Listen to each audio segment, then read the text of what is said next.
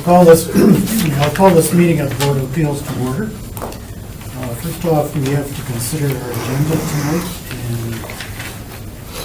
and I realize that number 11 is under some suspicion, but we can talk about that more when we get to that item of the agenda. So if we need approval, we can. I'll make the approval of the agenda. Second. Okay, it's been moved and seconded that we approve the agenda. All in favor? Aye. 4-0. Okay, do you guys have any considerations of the minutes from the last meeting? I'll make a motion to approve the minutes from the August 2018 meeting. I wasn't president, I'm over there approving. He's the chairman. I'll have to second that motion. Excuse me. So moved and seconded that we approve the minutes from the last meeting. All in favor? Aye. Aye. 4-0. All right, gentlemen, anyone need to abstain from voting tonight? No. Who was out to see the properties that we have before us? No one? And did you speak with anyone regarding the variance requests before us this evening? No. All right. With that, we can get right into it. Mr. Hooper, Yes. could you come forward and tell us why you should get the variance you asked for? We have 3 vehicles on the property, and we were having parking issues last year. There used to be a gravel extension on the side, but little did I know that, I'm parking around. So I came to City Hall, I asked what I could do, and so I was basically getting dimensions 5 feet from the sidewalk, 30 inches from the property. So I went ahead and did it. And that was all I was told. So I was not made clear of that need for variance from the open unit direction. That's the only thing that's wrong, right? Just that you're not too close? Yes. You can be there because it's a single stall garage. I was asked that you guys want to know dimensions, and that is what I had drawn up prior to.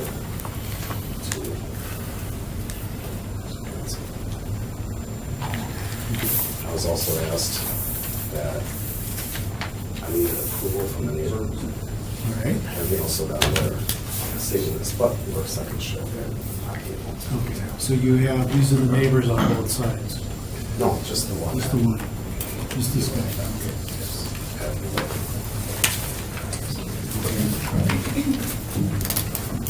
Right. You see this? I don't know, where's it? So that was what you had prepared for the person who maybe Yeah, you put in the contract.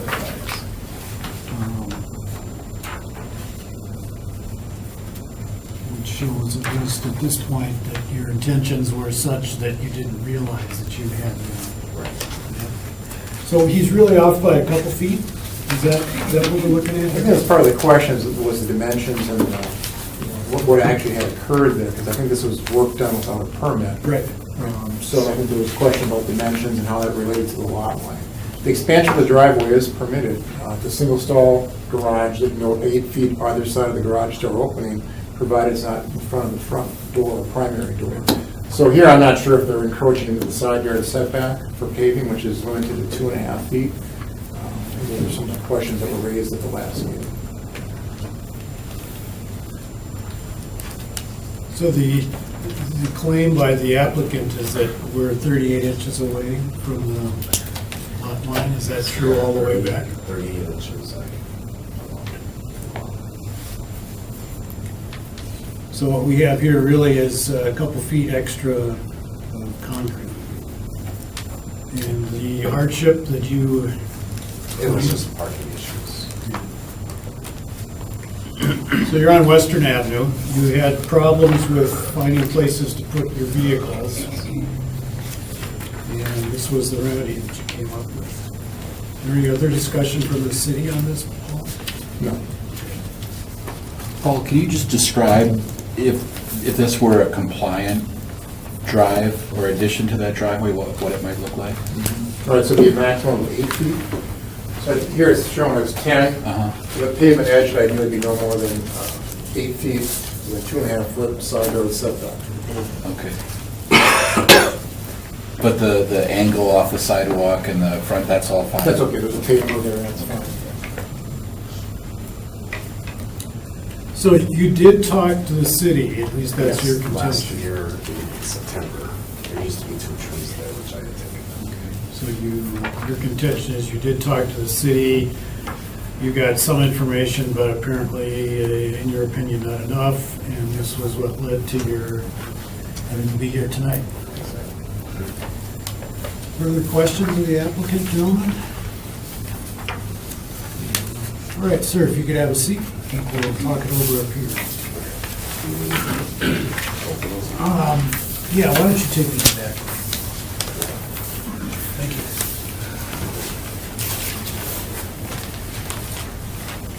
Thoughts? Well, I think he addressed the concerns I had for the last meeting, the dimensions and the neighbor support and those issues. He wasn't here last time. I think that was the one where he sent something else. And so I'm okay with it, given the size of the, he's got a pretty small driveway and parking issues and so forth in this street itself. It's a pretty busy street, and it's not a significant deviation from the ordinance, so that would be okay with it. Paul, is this, you said it was done without a permit, and what would the permit fee be? I'm not sure. We'd have to check with our I guess county people. I'd be okay with approving it subject to him paying the permit fee, since it was done without pulling a permit. Well, or just obtain a permit. I Yeah, guess. or- Most likely would be done Well, I with mean, I fee think, then. yeah, well, I don't know what, yeah, I guess That'd be standard procedure, I guess. getting a permit subject to the approval that we've given so that it wouldn't be pushed back like, no, this is not a permittable driveway, because we would have approved it. How about just the permit fee? What that would be? Yeah. I'm not sure what that would be. Oh, it's not a flat sum? I'm not sure how the county people Oh, issue that, okay, so I mean, okay. Didn't want to, I was just curious. Yeah, I think that's a good suggestion. Other than that, I don't have a real problem with it. Okay, motion will be ordered. I move to approve the variances requested, subject to the petitioner paying an appropriate permit fee. Second. Okay, we've got a motion made by Mr. Alverson, seconded by Mr. Babcock to approve the variance that Mr. Hooper has requested. Further discussion? All in favor? Aye. Aye. 4-0, looks good. Okay, awesome. So just come down and pay the fee? Yeah, tomorrow? 6-4, yeah, whenever you have a chance. Which one? 6-4 here at the counter, yeah. room 608. Okay. Okay, awesome. Thank you.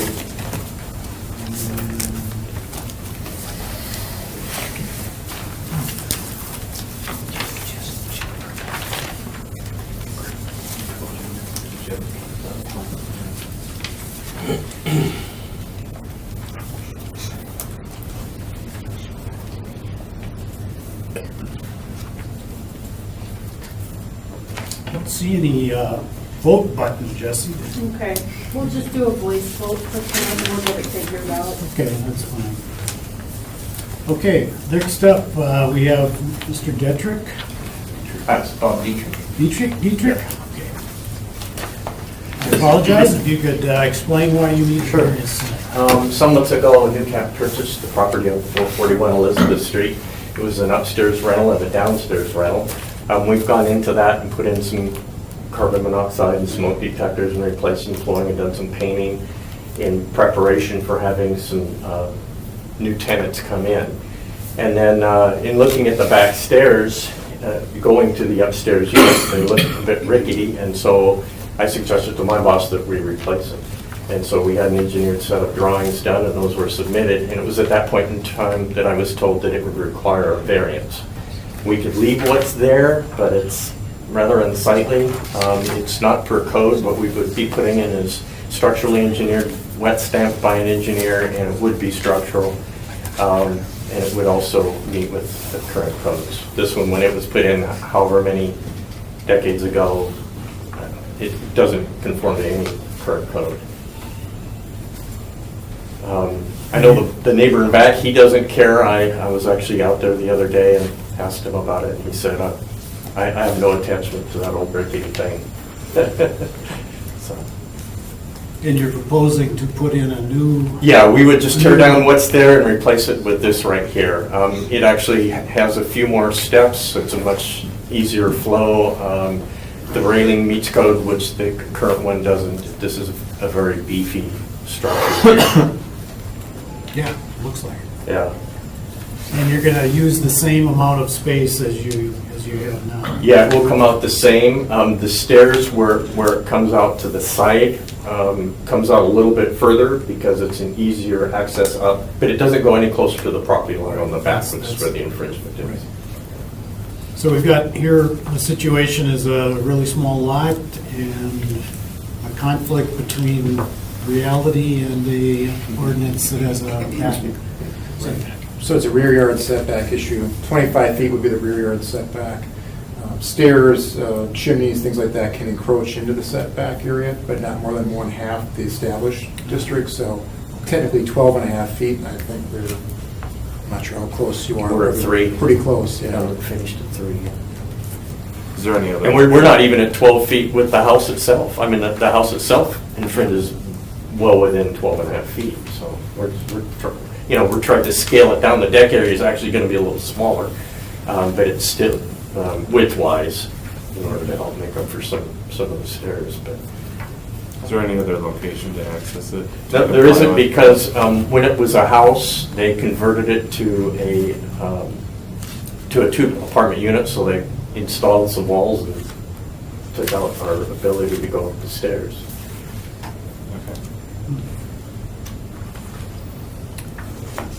Further questions? Noel or Jim, of the applicant? All right, sir, you can have a seat. Thank you. Well, with all due respect to the ordinance, I think this one's a no-brainer. Yeah. I'm okay with It's only access to the above. He's making it nicer it. Yeah. and complying with code, so. Yeah. Good deed goes unpunished. Mr. Chair, is there anybody here to speak to it other than? I'm sorry, I'm glad you reminded me. Is there anyone here that wishes to speak for or against this application? All right. I move to approve as requested. Second. Okay, Mr. Albertson has made the motion that we approve the variance for Newcap property on Elizabeth Street. Mr. Babcock has seconded it. Further discussion? All in favor? Aye. Aye. Thank you, John. 4-0, you got it. Yeah, that lot is just too constraining. Yeah. What you gotta do. It's either that or tear the building down. Mr. Hull, Legacy Sunrose. Yes, sir. How you guys doing? Good. Excellent.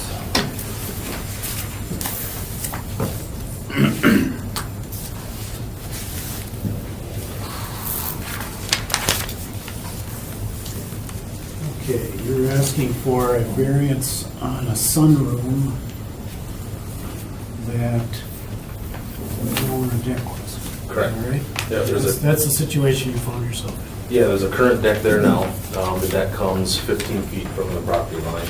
I believe the house is at 25 now. We'd be shortening the deck a little bit.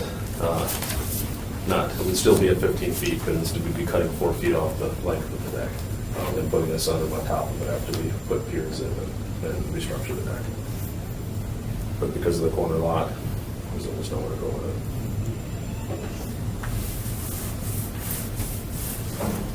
You'd be in the same boat if you came in and said you were replacing the deck. Exactly, yeah. Yeah. And that was another option too, if we couldn't get the southern done. The homeowners have particular reason to put in a sunroom? Yeah, he doesn't have a way to enjoy his backyard currently. Okay, well, this would help what little he has. Yeah, absolutely. Okay. Yeah. And he says it would give him more privacy while enjoying his yard with neighbors and all. So, Okay, fair enough. Questions? Greg, Jim? Is that a high fence, that the top arrow, the 15 feet that the neighbor has or that he has? 6 foot. 6 foot, okay. Yep. Is it encroaching? Looks like it. A little bit. A little bit. If you want, we can tear it down. It's only 14 feet setback now. Yeah. You tell the neighbor, we'll take care of it. Neighbor used up a foot or two again. Yeah, yeah. All right, I sense no more questions, so if you could have a seat, sir. Yes, sir. We'll talk it all. Thank you, gentlemen. You sort all these in advance, Paul, because it seems like Yeah, you're giving us the easy one. we have themes. Sometimes it's driveways, sometimes it's, Chronological as they come in. Don't pick and choose. all right. What are your thoughts on this one, gentlemen? Well, this is it's a situation we face all the time when you've got just corner lots and somebody's trying to do something on the quote back of the house, but it's really a side of a house and just, We get bad dimension. Yeah, they get pinched because of that, and I don't, replacing the deck with a sunroom here doesn't seem to make any difference to me in terms of the property on the lot. Or its relationship to the other buildings. I think it probably makes it more appealing for the occupants and others, so I don't have a problem with that. Move to approve as requested. I'll second it. Okay, Mr. Halverson has made the motion that we approve the sunroom property variance requirement for the, let me see, am I getting too far ahead here? This would be the property in Careful Drive, did I get that right? Yes. Good. Yep. 1520. And Mr. Hutchison has seconded that. Further discussion, gentlemen? All in favor? Hi. Aye. 4-0. Thank you very much. Should get across like this or something.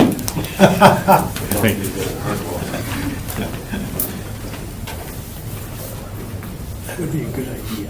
Okay, without further discussion, Matt and Kayla Harper. Hi, Mr. Harper. I am. My wife Kayla back there. Hi, Kayla. She doesn't have to come up. You want to come up? You didn't want me to. It's okay. You're not the other way around. I was just trying to give you cover. All right, what's this issue here and what's your reason? So we want to build a new detached garage, and under the code, the proposed garage we want to build is 158 square feet larger than what would be allowed to build. Our main challenge here is we're on a narrow lot and we have a small house. Our house is only 710 square feet. The garage we want to build is 868 square feet. The reason that we like the added square footage is we have two vehicles. I have a full-size truck. My wife has a car. We also have a boat, an ATV. Currently, the boat has to sit outside because the current garage didn't have enough space to store everything in. So this added square footage would allow us to park both vehicles in the garage and the boat. For mechanical and maintenance reasons, having the boat sit outside year-round is a problem, and for aesthetics, I don't like it sitting out there either for the neighbors to have to look at it all the time. Kind of to piggyback on the square footage, we also have plans to finish our basement. Right now, our basement's primarily used for storage. In the next year or two, we'd like to add an egress window to add a third bedroom and a second bath down there.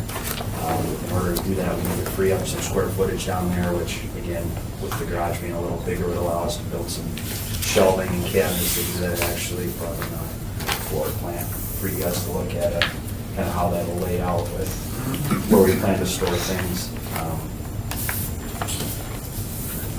Ultimately, I've been working with the guys in the planning room, Chad Rothmeyer and a couple other guys have been helping me just, what do I do here, what can I do here?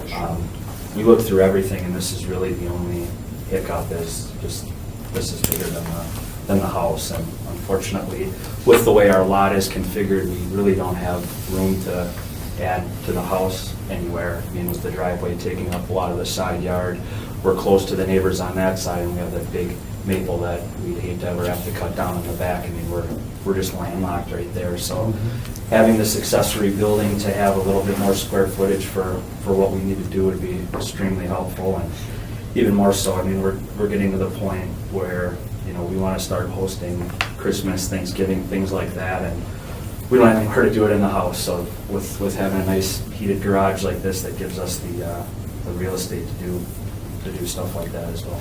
Oh, that's the bathroom in the back corner. Yeah, we don't want to make Grandma and Grandpa have to walk through the cold at Christmas time to go in the house and use the bathroom. Okay, I see the issue here. If the house was 868 square feet, it'd be okay, Paul? Yes. Or greater. So you built your house so small? I guess, yeah.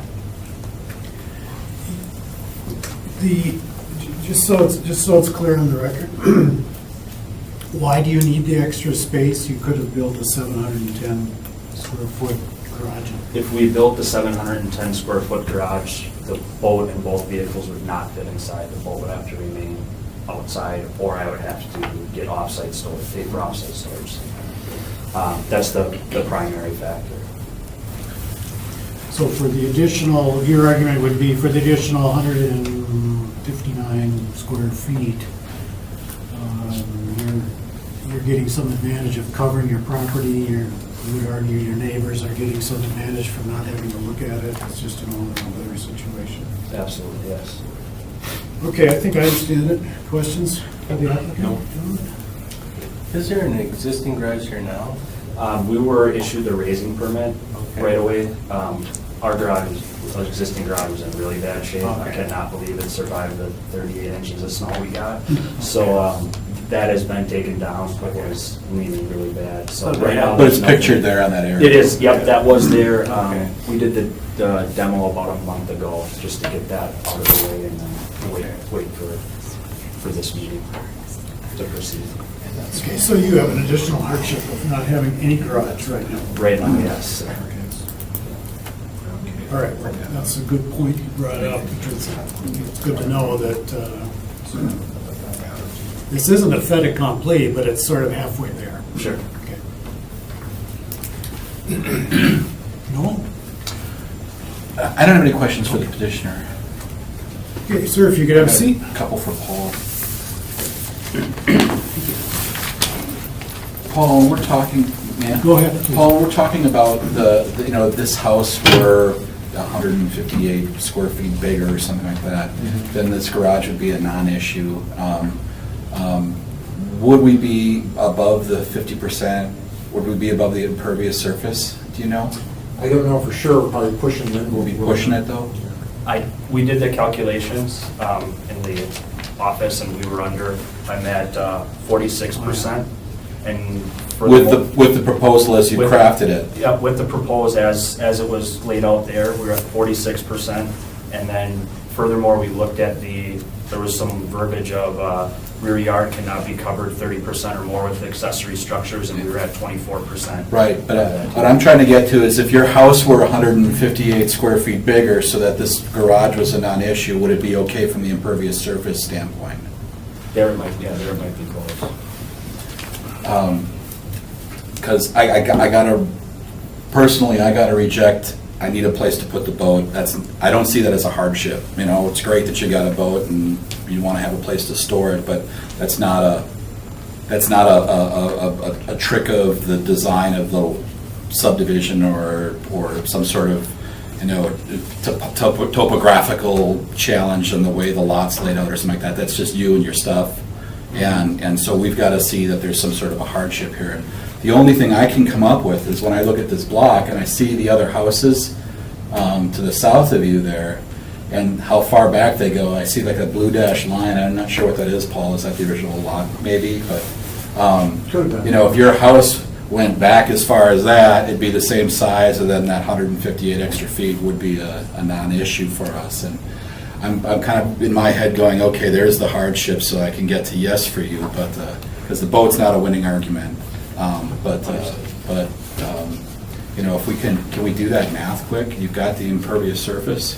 Can we just do that calculation, add another 158 square feet to what he's got, and see if where we go from 46 to what?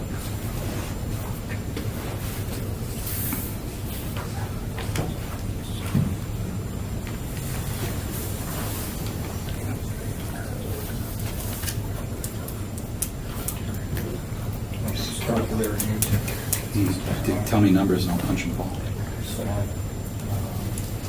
Well, you've got a lot area of 5501, Uh-huh. So he's got so 710 plus, what was that, the new garage? 860. 860, and then we've got to add another, if we imagine the house is that much bigger, another 58, I think we were saying. 158. The other thing that's not accounted for is And then the driveway. The driveway, I guess, what that might be. We have that on the plan here. Yeah, it's, looks like it's 10 by 72.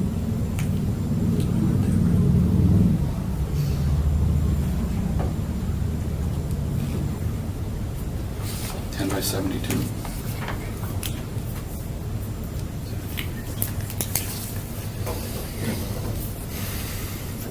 So we've got house, driveway, and he's got driveway of 881, so. That's the, that 881? Yes. 881 plus 1728. His calculation, Noel, has 291 square feet left. There's a balance of that. 1728. So if the house were bigger by 150, Divided by, what did you, 5501? 5501.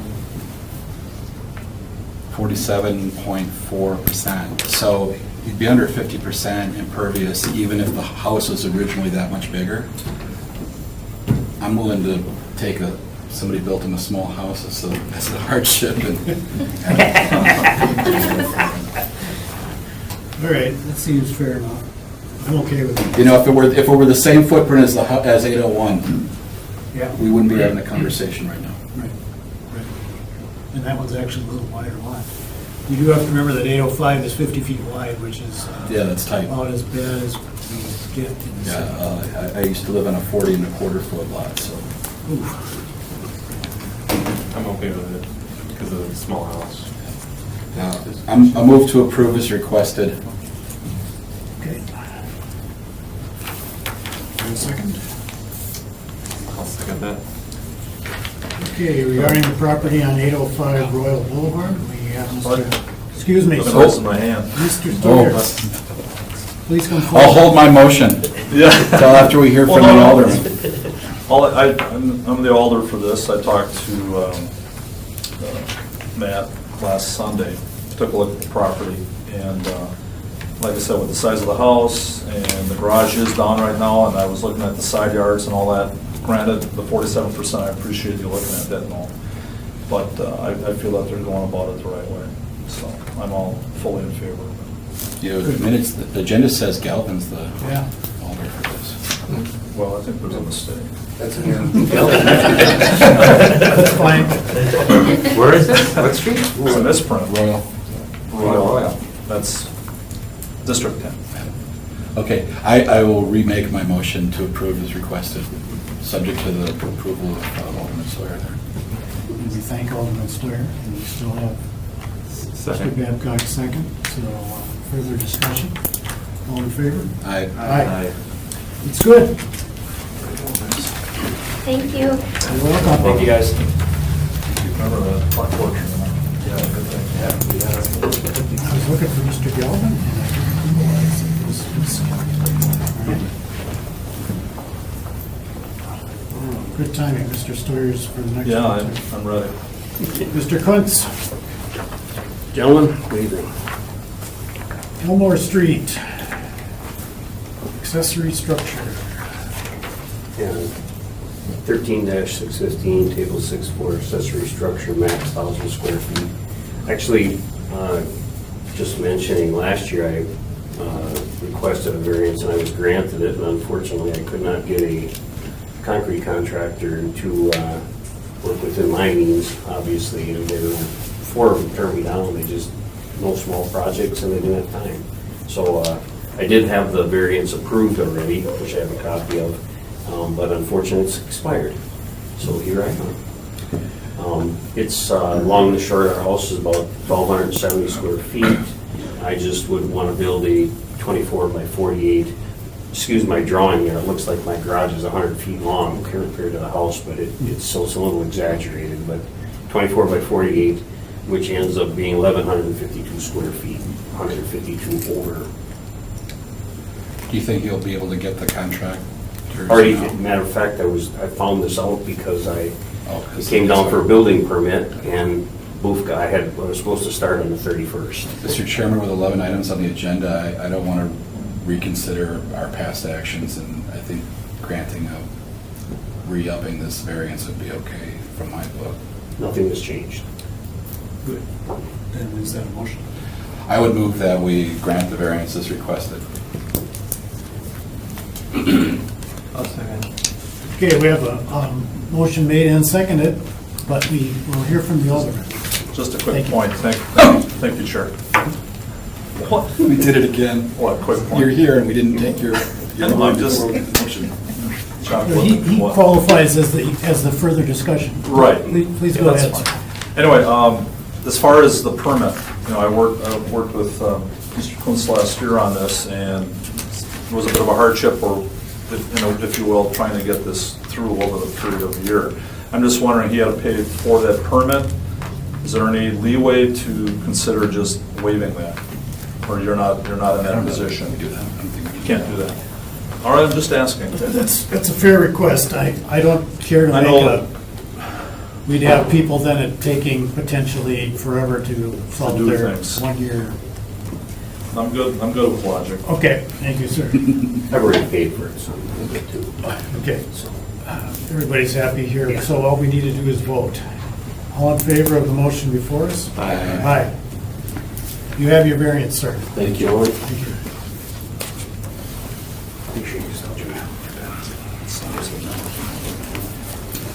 Sorry. Okay. There we go. Thought it was me. No, it was me that time. Okay. Please have a chair, sir. Thank you. Mr. Bain? Yeah, I'm Bruce Payne. I'm a contractor who is working with Donna and Mark. And you're Mark? I'm Mark. You're Donna. Got Yes, it. this is Donna and this is Mark. You're good. Okay, what do we got? Well, we're looking to build a 28 by 35 foot garage in the back yard. As you can see, they have a very long, narrow lot. It's on 1770 Bond Street. And the garage is very tight up against the right side of the property. And it's 22 by 27, which is a very small garage. So based on the square footage of the home and the garage, they would only be allowed to put on like a 364 square foot garage addition. And that would not be enough space to accommodate the 4 vehicles, some of the other equipment they have to keep back lot serviced, as in they've got a large commercial lawnmower tractor to try and keep the lot cut. Is that, how wide is it? The lawnmower. Your box is 60 inch. Yeah, so it's a very large lawnmower. So we're trying to keep the backyard clean and not cluttered, keep it appealing, and also then allow for space to store the vehicle that they have and all the accessories that they have in that garage. There also is a Model T that is in the garage. It's a hobby that, I don't know where exactly it came from. So he wants to keep that Model T and keep it protected.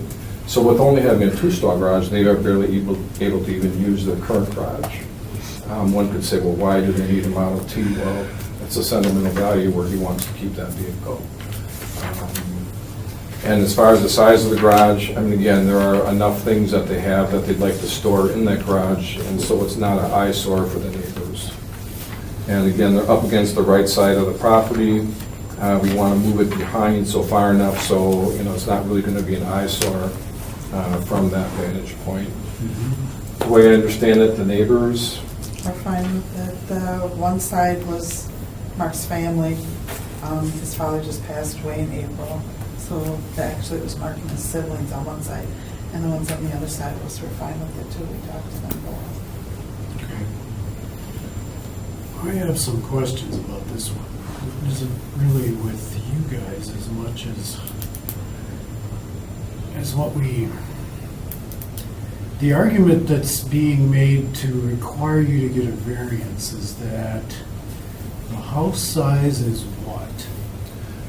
The house size, I didn't bring the plans with me, but 1886, 1896. Okay, you got a house that's 19. It's a two-story. 19, well, let's go by the foundation, because as Paul has explained to me, we have a foundation. So, is this being interpreted, Paul, that, maybe I should let Paul explain to me just why this Steve- variance has to Okay, come up. Steve, the retired building inspector, helped me do the calculations on it. So he was the one who came up with square footage calculations on why we had to. I guess I need Paul to explain on the basis of 13,613 what the issue is here. Right, so it's similar to the last request where the accessory use exceeds the principal dwelling. Yeah, So even though they have an attached garage, it's still an accessory use. We'd combine that with the proposed building, that would exceed the principal footprint of the structure. The attached garage is 624, the current principal structure is 984, I believe so. and then the one they're proposing is 980. Right. so how does that square with the wording of the ordinance that says an attached garage is integral to the building? Well, it talks about the accessory uses being subordinate to the principal use. So we treat that as part of the principal use for setbacks, but it's actually an accessory use. We take that number out, even though it's attached, and add that to any sort of detached accessory. So he's really not getting any credit for having an attached No, garage? no one really does. It's really based on the use. You could have one stall or five stall, it's still an accessory use. Well, I guess I continue to, I think we've had this discussion before, but I continue to have a little problem with the way the ordinance is worded. And I'm not trying to. And be a the stickler. interpretation, right, I mean, that's been discussed in the past, sure. I'll offer it to the board. Where's that garage going? It's going to be located, it would actually be 200 feet back from the curb, which would be approximately 80 feet from the back of the, it's about 100 feet behind the garage. It's back here, Oh. Yeah, it's, kind of where the pointer is. Oh, I see. Yeah, Yes. I couldn't see that on my picture yeah, here. Okay, nice. yeah. Yeah. Okay. The existing garage is gonna stay? Yes. How are you gonna get back to the garage? We acquired an extra half acre, was it 35 feet 35 feet, in, yeah. in the west of our house from my father-in-law's property before we sold his house. Oh. So we can get up through there. It's the tire tracks you see in the aerial photo right now. Going around the On garage. the, yeah, on the other side of the house too. So the, There's no intention of putting in a driveway at this point. The only thing we talked about doing, It's not necessary, no. I mean, it's Okay. maybe a non-conforming situation. If they pave it, that might be an issue. the only thing we talked about was putting maybe a garage door in the back of the existing garage to make it easier to get back to the garage in the rear. But now with the property here that they've accessed or bought, there's access around this side as well. so basically, we have another situation where either the house is too small or the garage is too big. Right. There's not a certain number of structures, this is just really the second one. Correct. First one, depending on how you want to look at it. Okay, questions, Greg, Noel, Jim? Any questions of the applicant? How big is the lot? How big is the existing? Yeah, An the parcel acre, itself. An acre and 3/4 almost. It's With the- with the 54,236 additional- square feet. With the additional half acre that we acquired. 593 feet deep. 593 feet deep along the long measurement, and then across the width in the front, it's 95.68 feet wide. So fairly narrow lot. Paul, if they attach that onto the garage, what would be the result of it? Same issue. Oh, that's the same May issue. result in setback issues as Okay. well, so, yeah. Oh, right. So if it's a single stall, they'd have to maintain a 6-foot side yard. Yeah. Story and a half would be 8 feet. So same issue as far as the current variance. Okay. request. All right.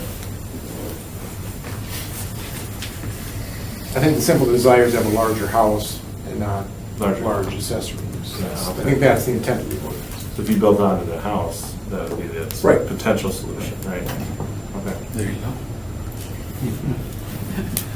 Some things, they're too small or too large. So that's why we agree.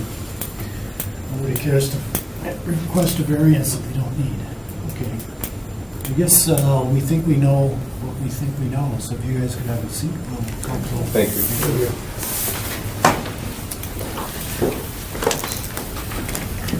What are your thoughts, gentlemen? Well, you know, it's one of those things where we get challenged by extra small lots, and I think we also get challenged by extra big lots sometimes. And you know, as I just argued earlier, I'm not in favor of granting these just for places to put stuff, but you know, almost 2 acres. That's different managing 2 acres, you know, or 1 3/4 acres than it is managing, you know, 50 by 110 feet. Exactly. And you know, so I'm sensitive to that. I'm also sensitive looking at the aerial photo here.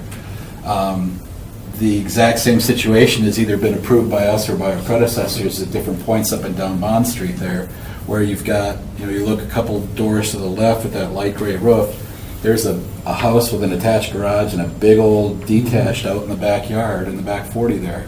And there's a few of them up and down the street that have done the exact same thing, and you know, those aren't, you know, a couple of them are more shed-like or single-car garage size, but there's a couple of them that are, you know, they're obviously 2-car garages in addition to an attached 2-car garage, so just kind of out in the back. And not to just keep up with the Joneses, but, you know, this is one of those things that those lots over there seem to be calling for this sort of layout. And in spite of our ordinances, we don't seem to be addressing their needs, you know, so. I don't know, you know, I'm on the fence, I guess. Mr. Stoyer? Another one in my district? Yes. Anyway, I've been over in the backyard on a number of these folks, and there's other issues going on as well. I mean, you've got the railroad track back there, which someday we're hoping to maybe make into a trail.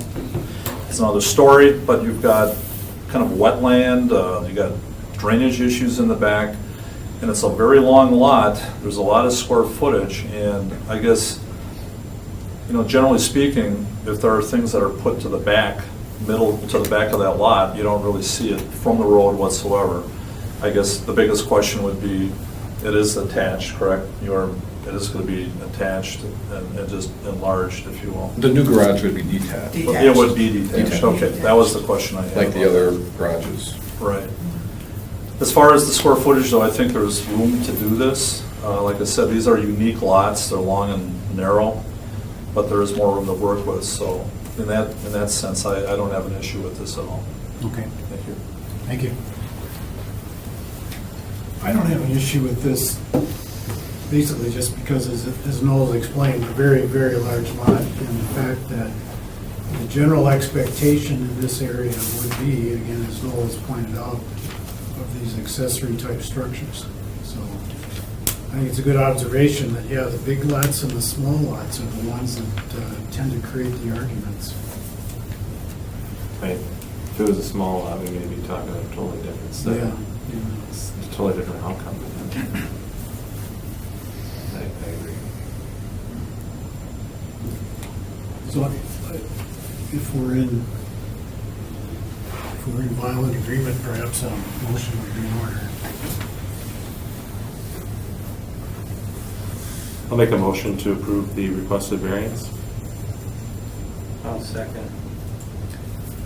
Okay, we have a motion made by Mr. Babcock, seconded by Mr. Hutchison to approve the variances requested, presented to us. This would be the Yankee property on Bond Street. Further discussion? All in favor? Aye. Opposed? 4-0. Thank you. Thank you very Thank you. much.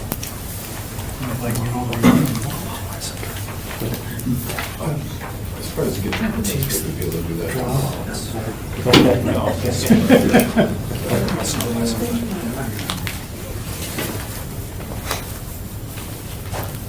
Mr. Warner, Yes, sir. another detached accessory structure. It's that kind of night. And Alderman Dorf is your representative. I know she's around here, but anyway, we'll carry on without her. You need a variance for accessory building, and if you could explain your situation and why you want it. Yeah, I've already got a little garage in the backyard and mini barn.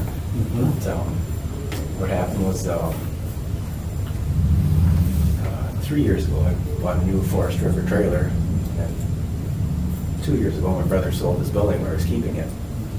And that was a divorce deal. And so my other brother said if anyone made a serious offer on the property, he would buy out the ex's half. And when it actually came to do it, his wife said no. So Okay. So You got a boat with no place to put it. So I put my trailer in mini storage, and last year it was parked until July. So I got it somewhere else, and it's very difficult to get in and out.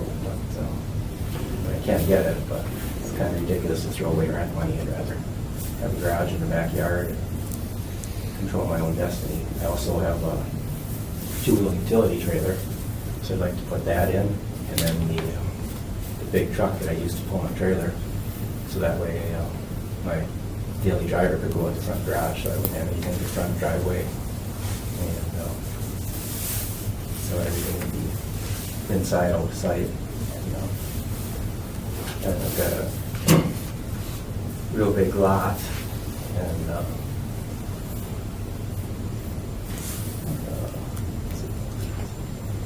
so I guess. Okay, so I which asked- one is this one?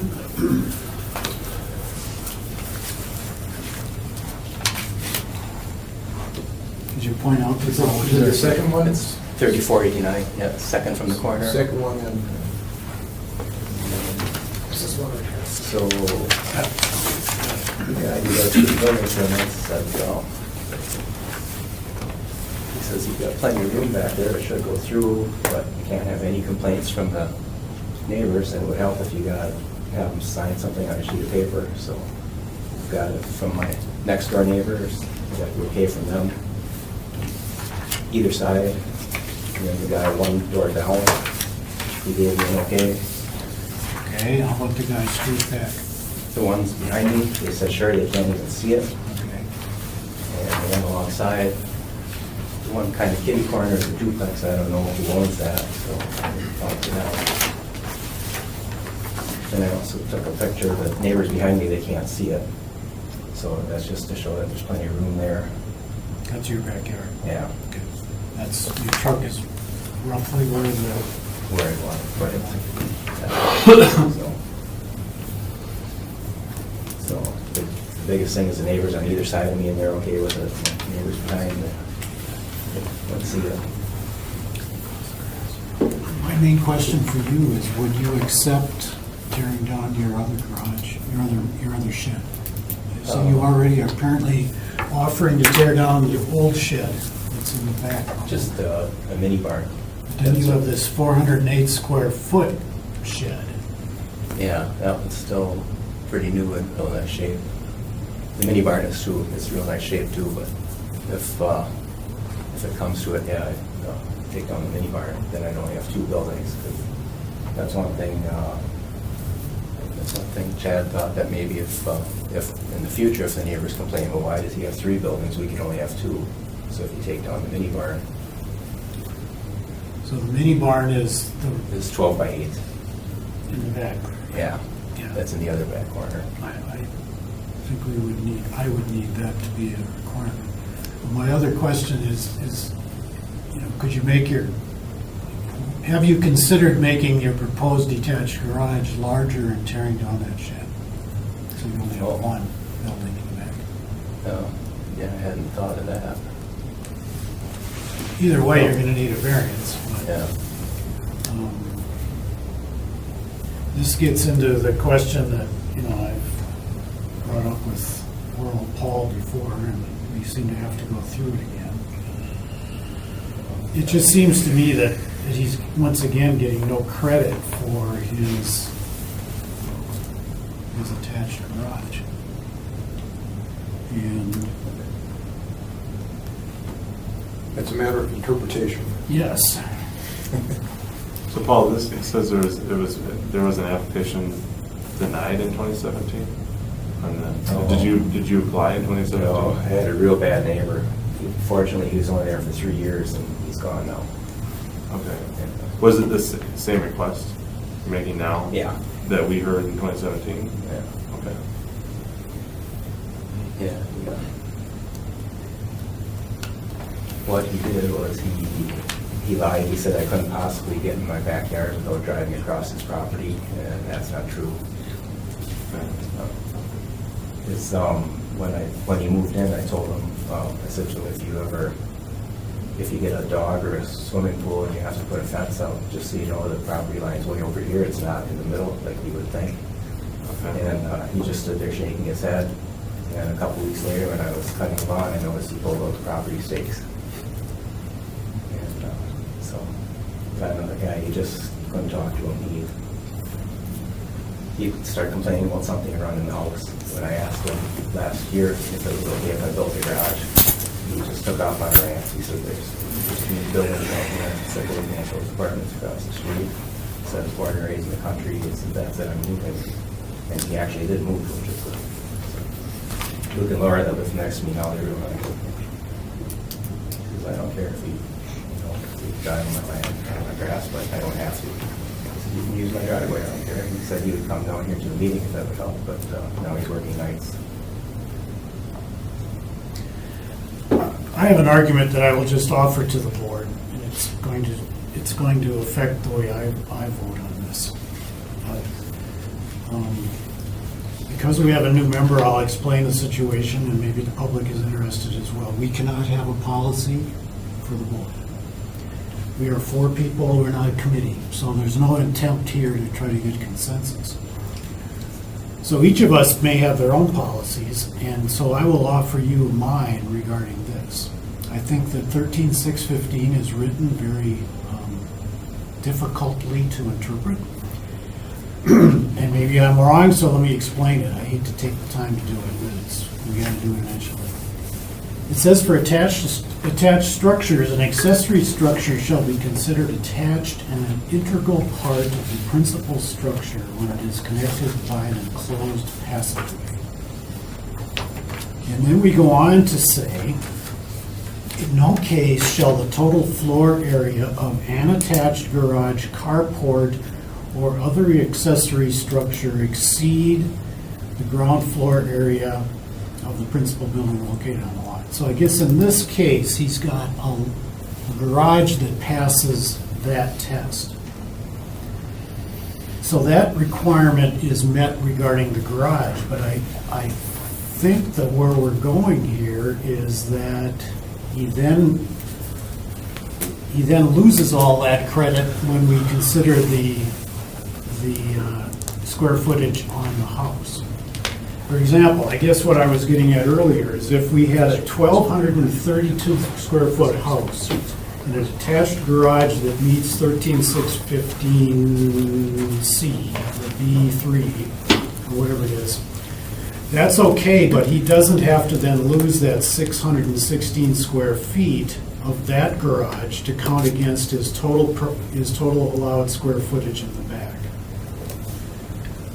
Which is why I was asking you earlier, by my simple policy and reading of 13.615, if you have a 1,232 square foot house with an attached garage as proposed here, your detached garage to me could be 1,232 square feet. That wouldn't violate really anything.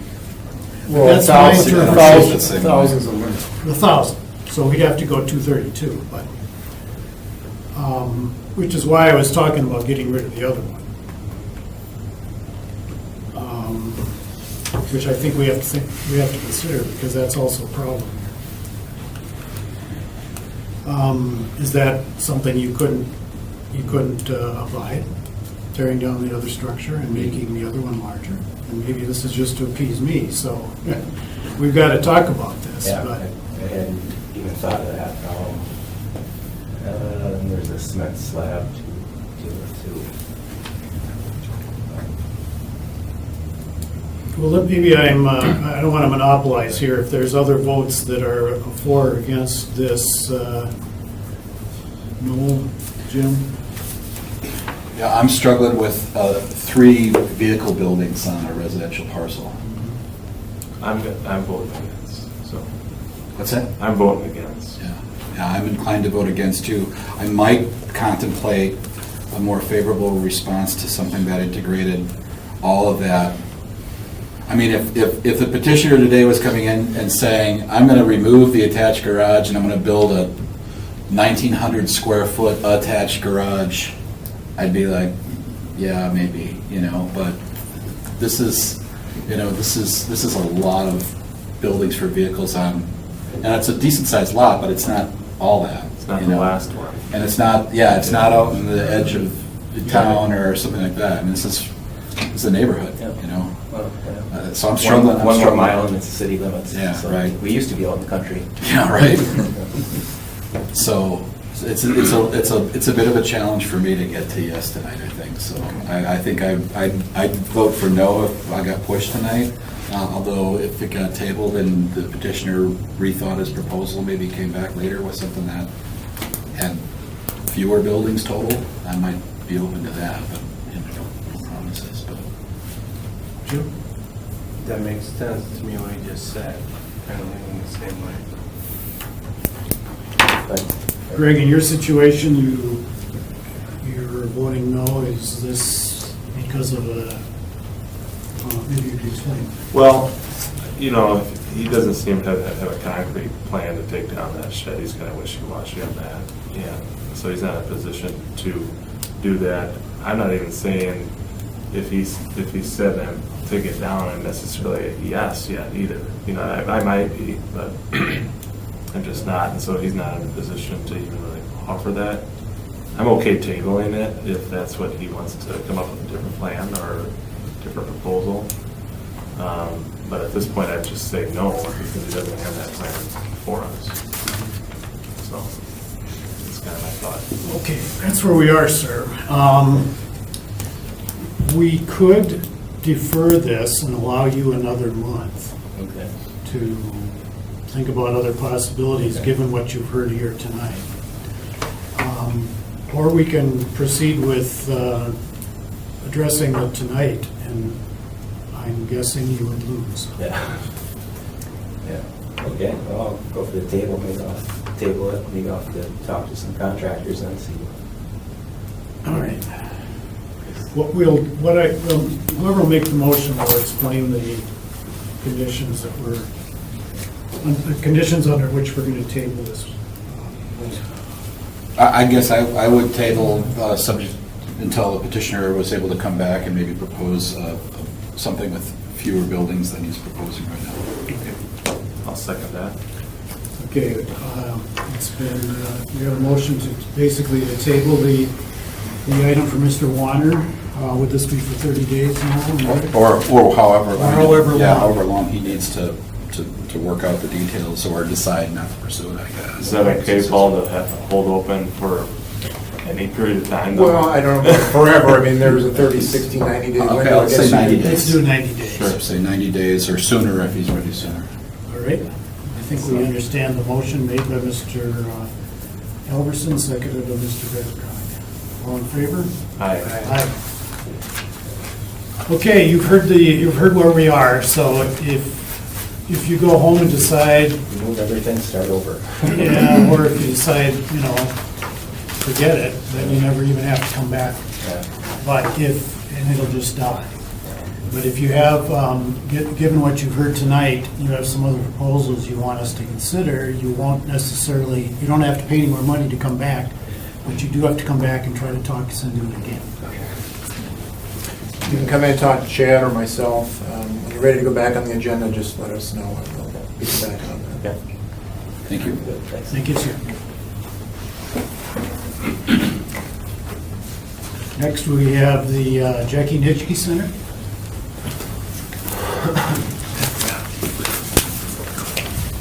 Hi, I'm Dave Burkham from Springview Landscape. This is Larry Connors, the Chief Executive Officer Hello of the there. Jackie Nitschke Center. I'm going to let Larry talk about You have a- the facility. You have a fence that you want to put up. Correct, so we're a drug and alcohol facility, and the residence at 630 is where the clients stay for 28 days. We'd like to enclose and create a backyard essentially for privacy and confidentiality for our clients. Serenity garden, some recreation space, and different fenced-in areas so clients can't be seen by the public, and also have better security than what they have today. Yeah, as it is right now, you seem to be kind of in the open in the back. We are, and unfortunately, clients get approached by people that we'd rather not have on our campus. Oh, geez, yeah, okay, I understand. And this runs you into a problem with fence sites, so Paul, maybe you could explain what would be allowed and explain to us what is being, where the additional variance is required. Right, so the proposed height of the fence is exceeding the permissible setback, or permissible height in the setback, so the max would be 3 feet. I think they're going to a fence to a height of 8, I think. 6. So when you're in the front setback, they really shouldn't exceed 3 feet solid, 4 feet 50%, or 5 feet 80% open. So they're creating a fence, a solid fence that's twice the current height, or allowable height. And is this a fence you're looking to put right onto the sidewalk? At the edge of the sidewalk, correct?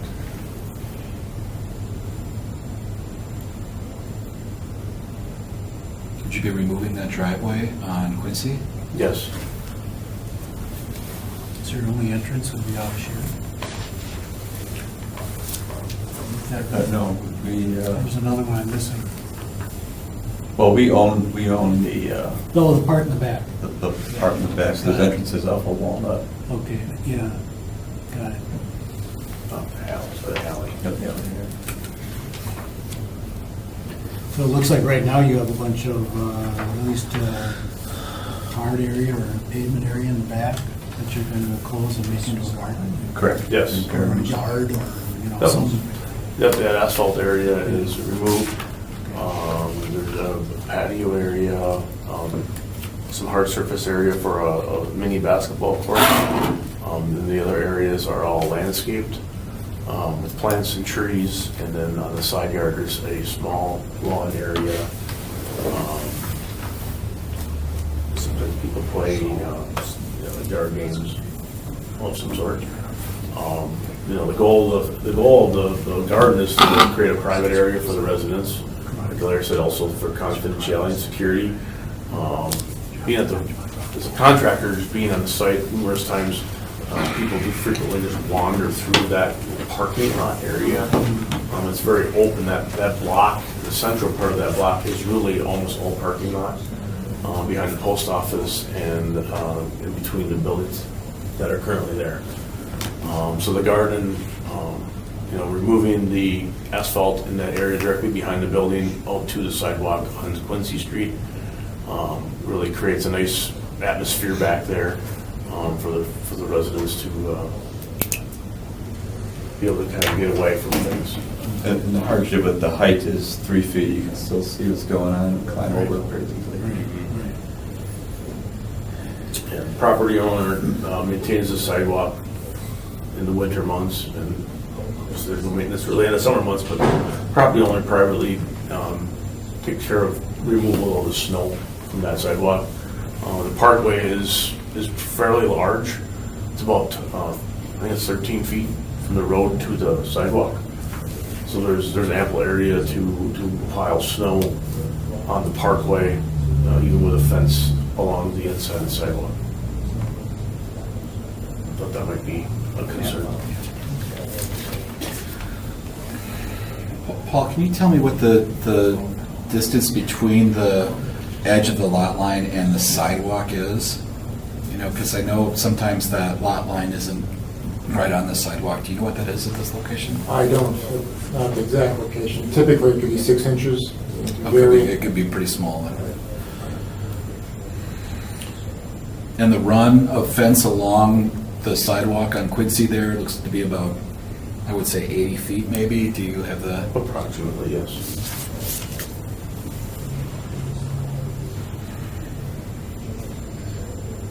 Yeah, we had the surveyor mark the southernmost lot line, which is the double 53 measurement, and the pin was actually located about 2 inches off of the sidewalk on Quincy Street. It was really, really close. It's really to it. tight, okay. Yeah. 'Cause that asphalt between the 630 and then the property that's located off of Walnut, it was almost like one continuous sheet of asphalt, so it was very difficult to proximity where the lot line actually was, especially going off of the marks from the parking lot striping, and it was actually considerably off, over a foot and a half on the parking lot striping. Okay, further questions of the applicants? I guess just one here, and I applaud you trying to green up that corner of downtown. But wondering about, you know, the spacing and the landscaping plan here. I'm going to just say, from my perspective, it doesn't seem like if at the end of the night we said yes, and I'm just speculating, I don't know whether we're going to or not, to this, but said that sidewalk, that fence has got to be 2 feet off that sidewalk or something like that, with maybe hedges along there. I'm just thinking about a 6-foot wall, essentially, all along 80 feet of sidewalk downtown. It's going to be tagged, it's going to be beat on, it's going to be, you know, it's right there on the side, 2 inches off the sidewalk. And I think if it were on the other side of a planting, not even a deep one, but something, narrowing your plan up 2 feet doesn't seem to me, at the surface here, even 3 feet, to be tremendous blow to the landscaping plan, although obviously some reworking would be needed. Any response to that?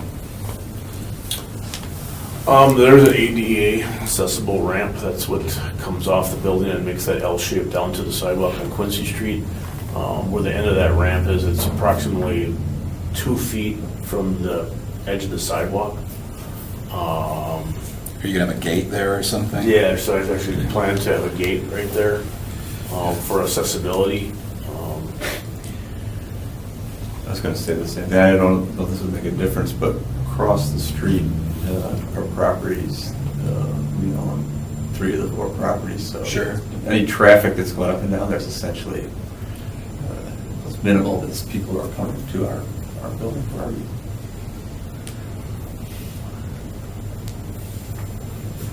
Yeah, I don't have any other questions. Okay. Petitioners. You guys can accept. Thank you.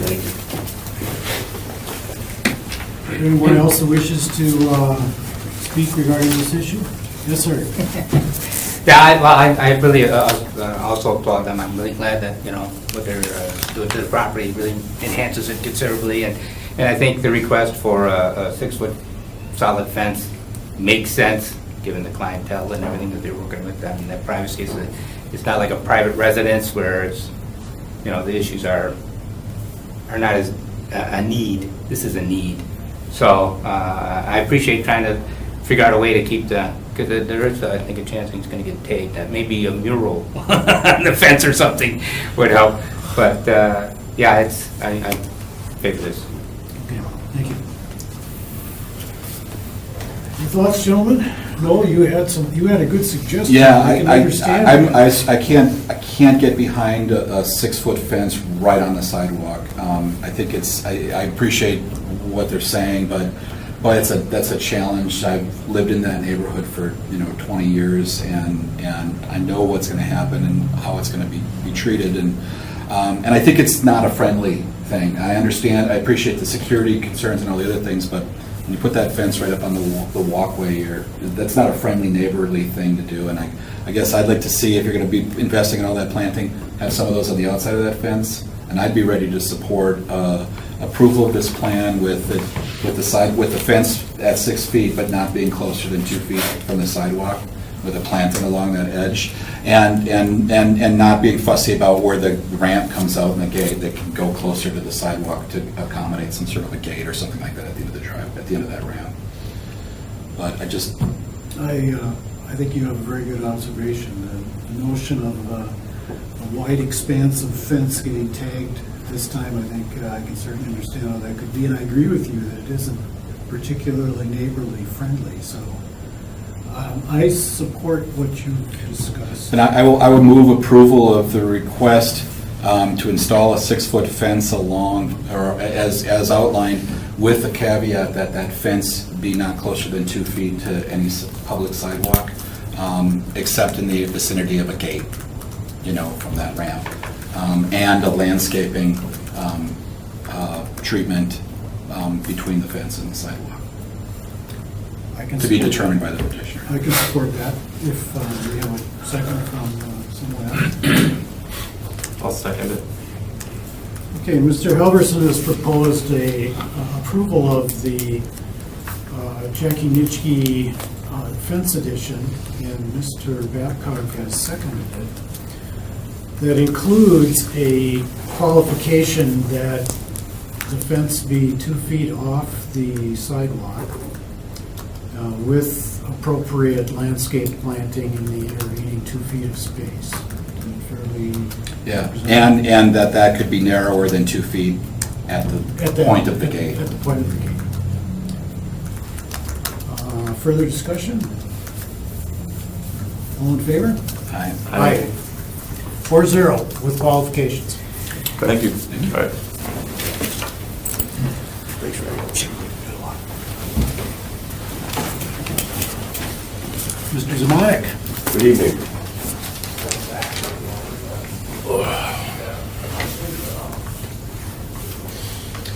Okay, what have we got to discuss here? I was looking to add a accessory detached garage to house my collector vehicles that I'm currently paying storage for, to keep them out of the weather and stuff. My lot size would support the size of the building I'm requesting. Impervious surface, I'm under the percentage of it.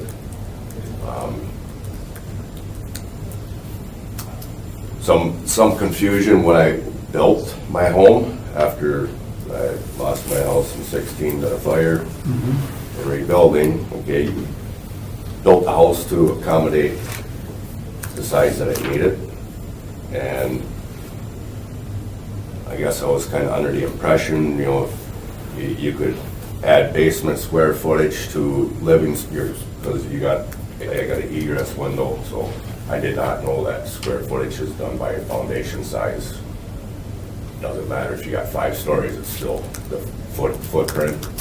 So, I mean, the attached garage does not accommodate, because for one thing, it's not as deep as what it previously had.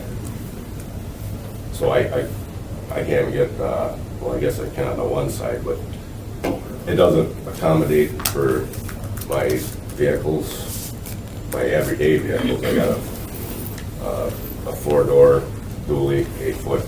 I can barely get that in there without touching a hole into the wall because of the depth of the garage.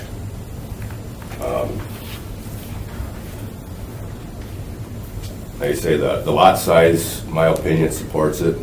Talked with my neighbors, they don't have a problem with it. In fact, they were kind of under the impression 2 square footage, you're going to be eventually finishing out basement. I said no. It was further explained, it's the foundation footprint. So the detached would match the siding and the color and stuff of the new structure that's hoping to get everything complete here yet this winter with the landscaping and stuff, so. You were here before for a variance? Yeah, for the lot line for the driveway, but, okay, that it never went right up to it because of different, with the tapers and stuff. So, because my contractor that did the driveway, he had somebody from the city that would be the one to come out there and do the measurements and stuff, because he wanted to be clear on everything. So it couldn't really go right up to the property line because of meeting them requirements for your tapers and stuff like that, so. Okay, so whatever variance issues that we discussed here before Right. don't really apply to this. No. This is completely separate. Setbacks seem to be fine. Yep. Pervious surface is fine. This gets into the heart of my interpretation argument. I don't want to monopolize. Do you have any questions, Jim or Noel or Greg?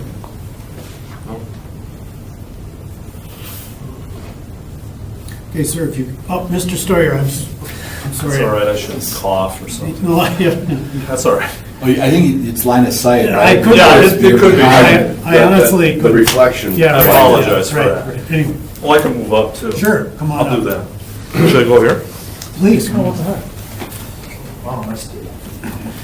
Anyway, well, it's been quite a day today. I will say this about that property. Mr. Zamanek has done a tremendous amount of work on his property over, his house burned down. And it was tough for the neighborhood. I've got a picture, if you'd like to see it, of the house, et cetera. He's done a great job. I know he's looking for a little extra on this. He's been very forthright, I think, on the other projects as well. So it's nothing but an improvement to the neighborhood. So whatever he's requesting on this, I'm fully in favor of. Okay. Thank you. Can you, I don't understand what I'm seeing there to the right of the driveway where it says Well, that's- driveway parking, Yeah, well, or is that just? a- that's just drawn Okay. large. But this is the property line, Uh-huh. and I never did really get up to the property line because of meeting the requirements for your apron and all that stuff, and then the backside of the sidewalk. So Mr. Dan Quinn from Quinn and Sons, he wanted to make sure that we're doing everything right, so we ain't tearing nothing out.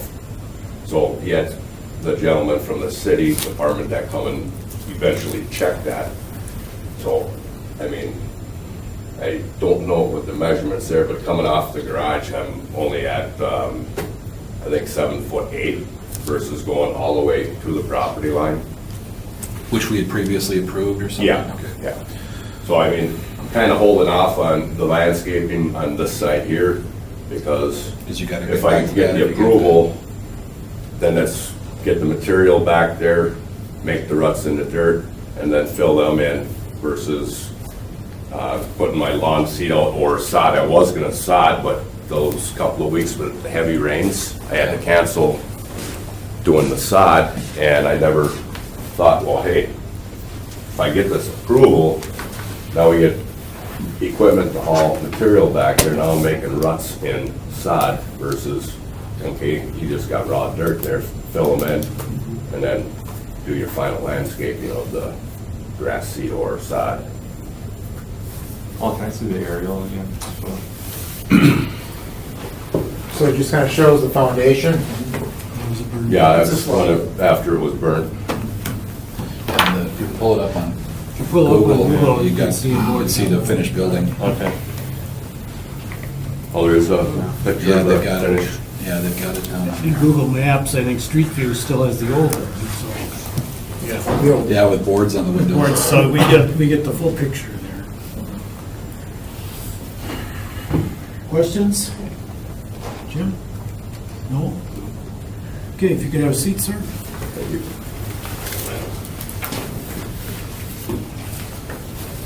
Okay, Paul. Explain to me why this why this variance is required. Why is this man here? Because he's 337 square feet over. It's the combination of the accessory uses, even though one of those accessory uses is part of the principal structure, it's still counted as an accessory use. So it's the attached garage, it's the detached garage combined exceeding the principal. And it's always just building footprint you're looking at. You're not ever looking at 2, 3 levels or anything like that. It's just footprint. Right. Okay. I've already made my argument. 13615B makes a special section on an accessory structure shall be considered attached to an integral part of the principal structure when it is connected. So there's an attempt by the ordinance to make a distinction between attached and detached structures. I think the rub comes in our different interpretations of 13615B2. And I'll read it, and then I'll read it the way I think you're reading it. Okay, as it says right now, in no case shall the total floor area of an attached garage, carport, or other accessory structure exceed the ground floor area of the principal building located on the same lot. I believe the way you are reading it is as follows. In no case shall the total area of all attached garages, carports, or other accessory structures exceed the ground floor area of the principal building located on the same lot. And then I have my big disconnect when I jump to 6.4 for the table where we're allowed to have one structure detached that has a maximum size of 1,000 square feet. Provided the sum of that plus the sum of any other attached or detached accessory uses don't exceed the principal structure's square feet. Yeah, and that's where I don't agree. I think the reading of this, I think the reading of sub-item 2 was not intended to add up all of those accessory structures and compare them to the footprint of the building. They did not say and, they said or other accessory structure. I think you're making a leap too far in that. And by that interpretation, the interpretation that I have, there's no need for variance at all here. Because basically the attached garage can't be included, and what he's got here is just one new building, and it's less than the size of the house. So, Mr. Sawyer. Thank you, Chair. Half the folks coming in tonight have been dealing with this, so I will assure you that I will look at this. I talked to Alder Scannell as well, that we will look at this particular point, study it, and see if there is something we can do. It seems like that's a big concern for you. So Yeah, we've seen this before, as poor Yes. Paul can remember. I've been here long enough that Right. we've had to argue about this before. And not to be obstructionist or anything on that, but Noel, you've got your thoughts on that as well. Yeah. You dealt with it. Yeah, I don't interpret it the same way. You don't interpret it the Chair, same way? Yeah, I see it the way Though it's, we're talking about it being. well, like I said, when you look at an making it issue, you come look on at both sides, you try to gather it, so, anyway, go ahead. Because if you take it to the ridiculous, right? I build a house that's 800 square feet and I put a 6-car garage on it, and then I come in and I get a permit to put another 1,000-foot accessory building on that lot because that 6-car garage is attached to the principal structure and doesn't count, and so then I've got just a massive garage complex with a second building that's all garage, and and I don't even have to talk to. Yeah, but that's not where I'm going, just so I can defend myself here. Well, I'm just saying, I'm just trying to take it to the absurd. Someone could use that rule to their Yeah, advantage. they could, because item 2 talks specifically to that issue. In no case shall the total floor area of an attached garage, ignore the rest, exceed the ground floor area of the principal building. The problem gets to when you start adding on the total floor area of the attached garage, as it is 800 and something square feet. It's fine. It's less than the principal structure. If we stopped there, we'd be okay. Then they have tried to add on or other accessory structure, and I think where the rub is that clause that says or other accessory structure. Is that intended to mean attached, detached?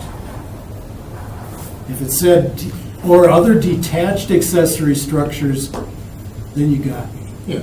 Well, what I would recommend is we could take this up as an item and discuss it. The board can discuss it and debate it. The board can make the interpretation. Staff's made the interpretation based on past practice, what other communities do for consistency. So if you want, that can go on as an agenda item. You can try and resolve it. If you can't, you can ask the council to change the ordinance so it's clear, so to speak.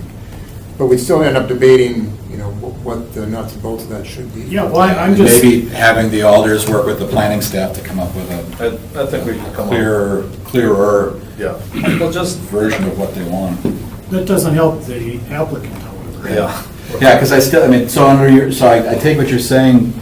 I'm So good with this. you're looking at, if I've got a 2,000 square foot footprint for my building and a 2,000 square foot attached garage, I'm not over the principal use, and then I can also put a second detached accessory building up to 1,000 square feet. Bingo, that's my interpretation. Yeah, I still think that'll get us to the 6-car garage with an additional accessory building, but I think that you're right, that we need to talk about it some more. I think if you stare at this some more, you'll see that once you jump into 6.4 and once you get into what did they mean by accessory attached structure, there's inconsistencies. Paul probably But will. that's just that's my observation. Like I say, I'm not trying to have us make an ordinance, but I'm saying that my interpretation of the existing ordinance would be, he's fine. Yeah, that's a fair point. Noel may have a different opinion. He's probably going to vote no, or I shouldn't put that in this, but that's for these guys. I'm okay with this for the reasons I've explained. I'm okay with it, irregardless of the ordinance issue, just because it's the one structure versus the other one where we're dealing with We're multiple structures. So, and this I is don't even think we need to debate it, in my opinion. But And we're still kind of in new construction territory. Right. I'm actually looking at the layout of the neighborhood is a little interesting with the cul-de-sac and everything else like that too. Yeah. You could have maybe had a different design on a different, configuration or something like that. So I'm not gonna go against it. Okay, then I guess a motion would be in order.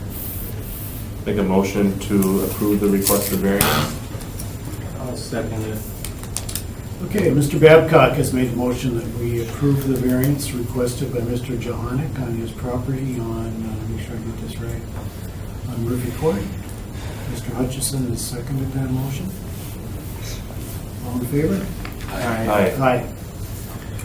4-0. Mr. Scannell, did I? Nope, this isn't mine. Oh, you're jumping ahead. Thank you, gentlemen. I was just stretching. Oh, all right. Could I say something? There's a lot of confusion on the square footage, just out in general public, because even like my neighbors, they're like, well, you got the egress window, when you finish off your basement, doesn't act out? I says, no. I said, that's a huge myth. I said, it goes by the footprint of the foundation for the house. Well, that's what, And then you got your garage. that's what staff is Yeah. interpreting. Yeah, so I mean, it's a huge misconception that's in the general public for, you talk about it to people and they're like, oh, no, you got a 2-story plus you got your basement. I'm like, nope, that's not how it works. Thank you very much, gentlemen. Thank you. Have a nice evening. Two. Thank you. Mr. Scannell, I appreciate you alerting me. I'm getting gun shy. I'm not seeing enough older people in the audience. So. I used to have Mr. Hoy sitting next to me, who was a very good spotter of older people and kept me in line. Mr. Babcock will rise to the occasion eventually, but I'll take it to that. You don't have to worry. If we want to talk, we'll make ourselves known. Just relax. I appreciate the shirt, though. That helps a lot. Oh, yeah. All I right. don't do that too often. Ms. LaFave is not here, so we won't have an older person for the Grassy Island Range Lights, but we will hear about it. I think it sounds pretty cool. One heck of a need for a variance, I'll say. Yeah, it's a big variance. You want to worry about any residence calculation? Yeah. I'm Jim Botts. I'm with Mead Hunt. I'm the design engineer for the project. This is Wayne Dunbar. He is the treasurer of the Grassy Island Range Lights Inc. Okay. I have a pretty unique project here. I'll let Wayne talk a little bit about the history. But basically, we're moving the 2 range lights off the site. We're going to re-support them on new pile foundations. We're going to create 800 feet of dock wall around the perimeter of the peninsula, and then move the range lights back onto the new foundations to stabilize them. And The range lights are on the north and south side, right? We're reconstructing that. And if you've seen the drawings, we had the rendering in there that shows the finished concept. It's going to be a real park-like setting, grassy areas, and I think a real upgrade to what's there now. Now it's just a bunch of rubble fill that sits there.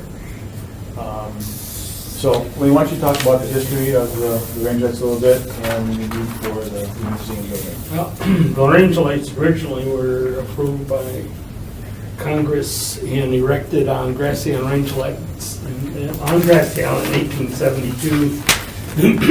Automated somewhere around the 1920s, 1930s, 1960s, no longer used for navigation purposes.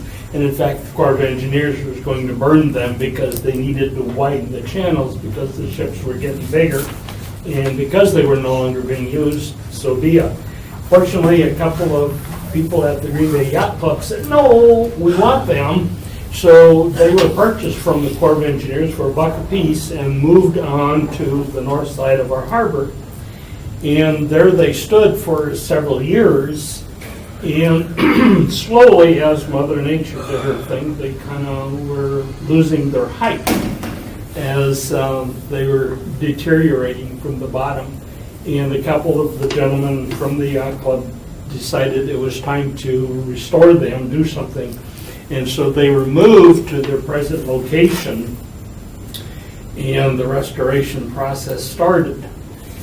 What has initiated our project, all of which have been approved, is the fact that the rubble break wall that they're standing on is undercut by the movement of the river downstream.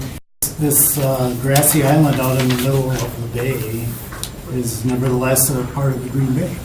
Absolutely. And ordinances apply, and hence you're here. Right, here we are. And the range lights, if you watch some of the news, TV6, Channel 2, it's really become, they got these range lights in the background in their news presentations. It's really become kind of a focal point or a front porch to Green Bay in many cases. Yeah, this is cool. It's the village of Alloway used it on their annual report a couple of years ago. If you remember, I forget which credit, one of the credit unions has the depiction of the lights on their debit card. There's a couple of restaurants in town that use the image of the lighthouses to decorate their facilities. You know, the whole idea, right, is that one light is taller than the other. Yes. You put them above and below, and you know you're coming in the right way. The front light is 26 feet and the rear light is 36, because that's where they were out on Grassy. We wish that this building will be half the size of the residence, but yet similar in design to what that was. Okay. And will be wheelchair accessible. That's one of the things that I was really pushing for. We've had people that come to look at our lights and they kind of go ooh and ah, but there's out there, they don't have a chance to get the full ambience of what the lights are about. So there will be wheelchair access to that. In fact, our primary benefactor for this process was confined to wheelchair for the last year of his life. And his name will be prominently displayed as we complete the process. Okay. But we think we really need to do that in his memory also. All right. The building, again, it's 12 by 16 feet, it will be heated and air conditioned for the preservation of the artifacts that are in the building. Just power, no running water, no restaurant facilities, stuff like that, just a storage building as such. Questions? Further questions? Okay, gentlemen, if you would have a seat. Thank you. Is that little V there, is that actually a parcel by itself? Yes, I believe it is. It's all owned by the Metropolitan Service District, New Water. We don't even know where the land is on.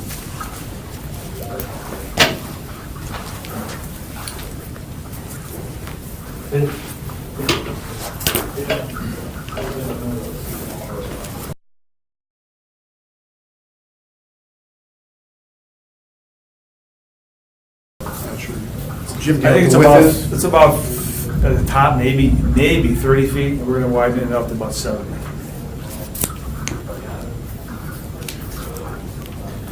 I guess, and I'm sorry, I did have a question for. Oh, I'm sorry, I'm just slow on the upticks on processing, but all other permits and approvals have been secured? We have the DNR permit, we're still waiting on the Corps of Engineers permit. It's at SHPO now for their review because it's on the National Register, Historic Structures. Because we're improving the situation, we're re-supporting the lighthouses. We don't think there's going to be questions, we just have to go through that process. And once we get those secured, then we'll get those over to the owner and he'll okay it for the construction. We have permission from ATC to work under the power lines. So just waiting on the last Corps of Engineers permit for the historic structures review. Use that utility pole as a sundial. Yeah. They are on the state and national historical registry.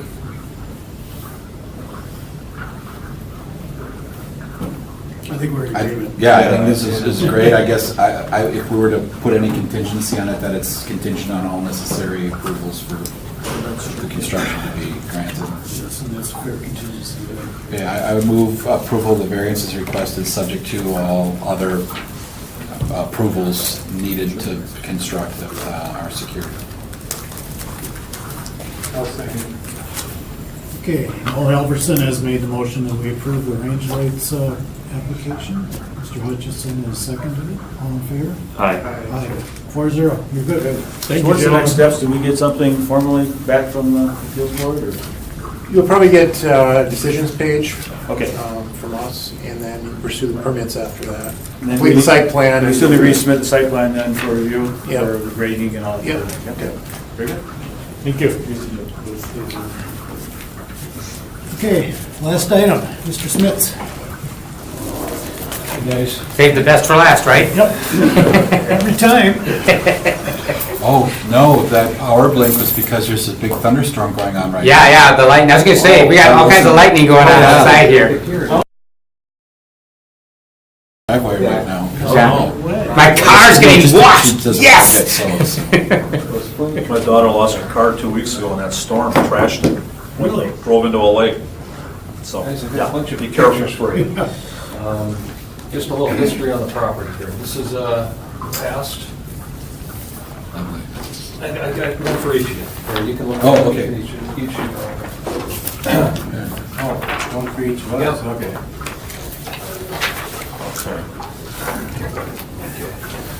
You've got past, this is corner of Main and Webster, one of my customers brought this in years ago and saved that picture for him.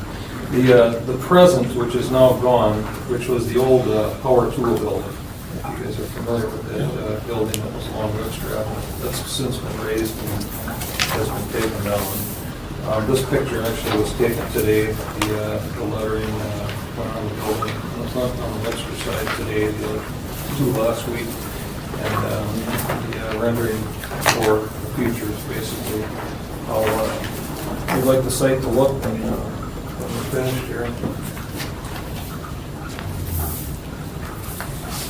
So this here will give you a little better idea where the gravel is, where the building was.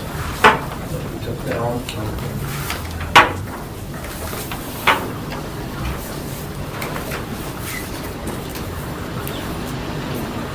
Basically, what we've done is we've removed Bring the your sleeping building. bag. So we moved the impervious surface, of course, from the roof that we had down to ground level. We haven't taken away any green space on the entire site.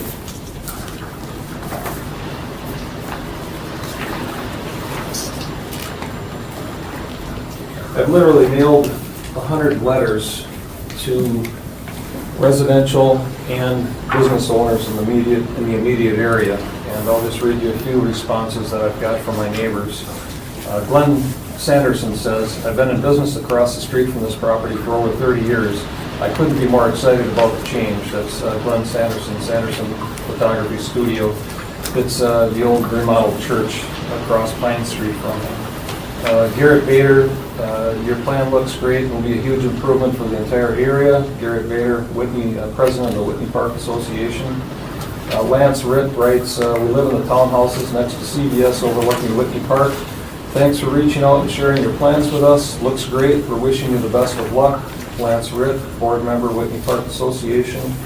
Nathan Lardnoise, "Hey neighbor, just wanted to say your plan to grow your business looks fantastic. Wishing you the best of luck with your future." Nathan Lardnoise, Riverside Welding.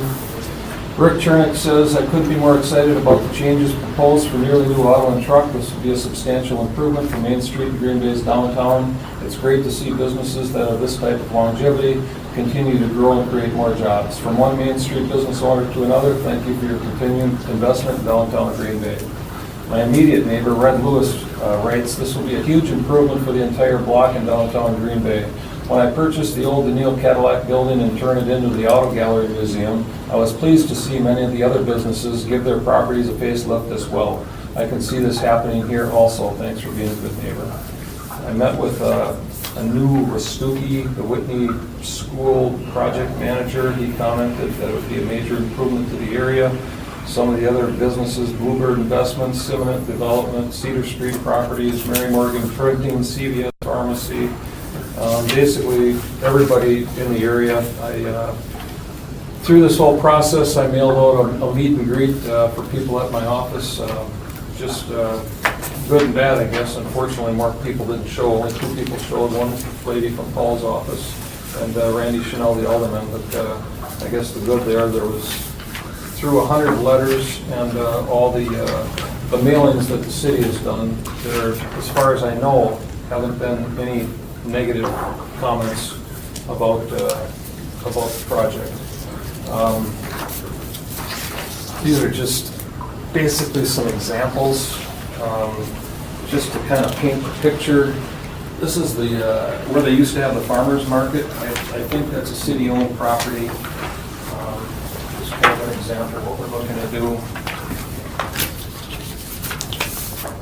This is right down the road. This is Riverside Ballroom.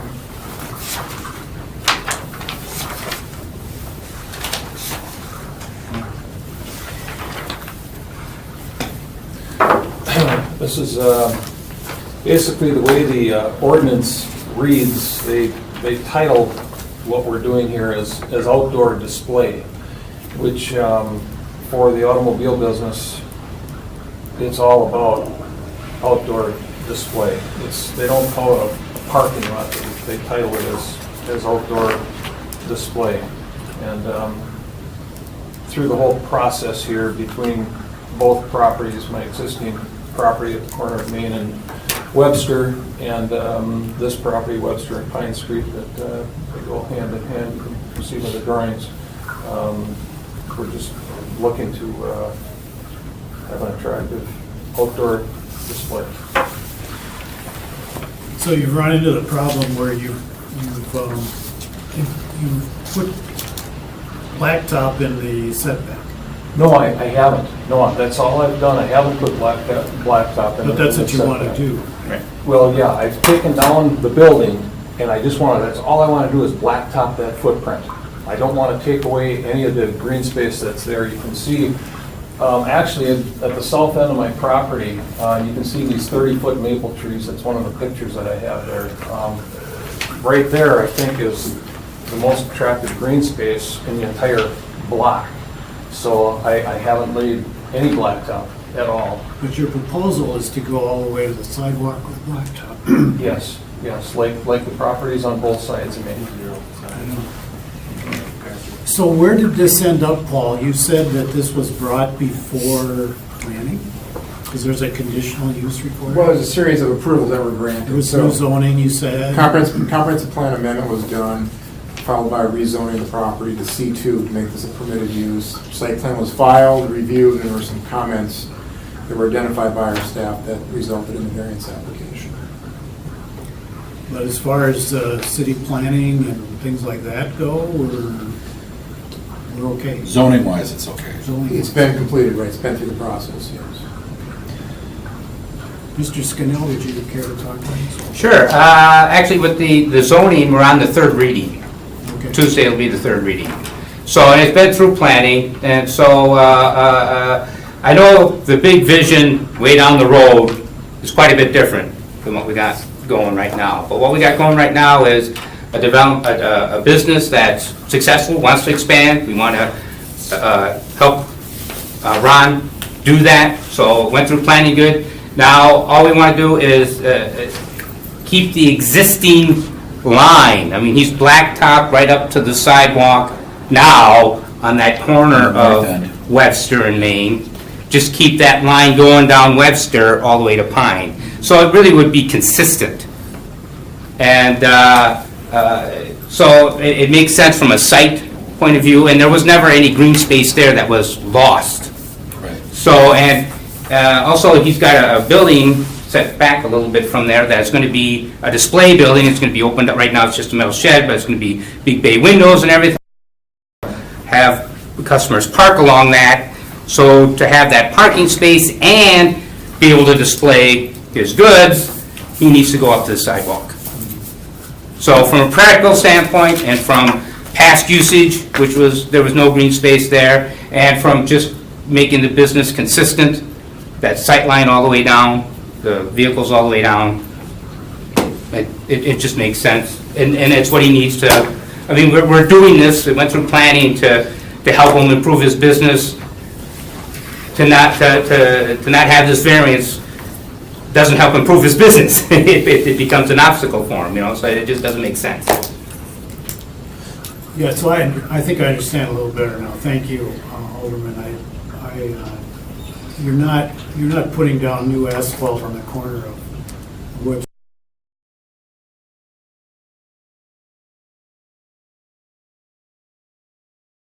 Use the grandfatheriness of that coming right up, that construction right up to the sidewalk to use for new asphalt that you're going to put in.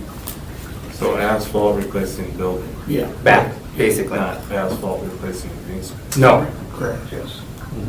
Has there been any discussion about, is there some planning for Main Street? Because I see these people, you know, Pomps across the street, and even the CVS has these brick pillars and some sort of fencing and that type of thing. Is that a plan for Main Street?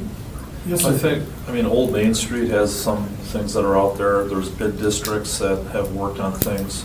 I think that, for me, you know, when I look at Main Street, there are some holes throughout the area, some structures that have come down. Trying to get some continuity for that neighborhood, you know, I'm looking for that from a historic standpoint. I think with this case, though, Alder Scannell said it fairly well. I mean, for what it is now, I'm fine with this. But the big picture down the road, I think, is important that we keep our eyes to that future, and we kind of look at what are the benefits. I mean, we're doing some trails further down, you know, that connect up. There's some thoughts and projects, I think, that will be coming in the future. But the 1001 Club, I want to see that. I don't want to see that go away either. That's another issue. So we're aware of these things. I think in a perfect world, I'd probably like to see something else in that area, but, you know, Mr. Smith's been here for many years, and it's a solid business. It is a big corner, you know, it is a, you know, very visual corner, but I think with what he's working on right now, I don't have an issue with that at this time, but we are looking for other things in the future. Have you considered putting in those the fence and pillars like they've got in other places? That would just devastate my business. I mean, if I was a parking lot, if I was opening. Didn't bother pumps. If I was opening, but they're not displaying vehicles. Yeah, but You know, it's right just- up to the sidewalk. I know, but but they're creating a parking lot. They're not trying to sell vehicles. You know, I'm trying to sell vehicles. It would block my vehicles. It would just totally be counterproductive. It's all about- Has it's all- anybody approached you on regarding that? CVS put it in, I see no problem. Yeah, again, they're Pumps just, put it in, no problem. they're just parking lots. I mean, they're not displaying their vehicles. When you You drive want down- people If to you've got come shrubs in, and a you don't fence want and I can't people to see be- that car that I might want to buy. Exactly. Yeah. Exactly. Although, you know, in following that, I do think about that sort of thing at, you know, that could be at an entry point or a driveway entrance or something like that to the property that could do a little bit of a relation to the rest of the main street up and down. But I think generally what you're looking at doing here, though, is significantly improving the look of what has been over there. I will vote against. We've got, we had the same issue across from Riverside, and I really didn't like that, but I could tolerate it down there. I don't here. And the applicant has given me to believe that he has not even attempted to try to do that, so. That's just me. I think that's appropriate to do. And we would have had some evidence by the applicant that that was considered. I would wholeheartedly endorse this. But without that, we just got on the main street in Webster, a very important corner of the town.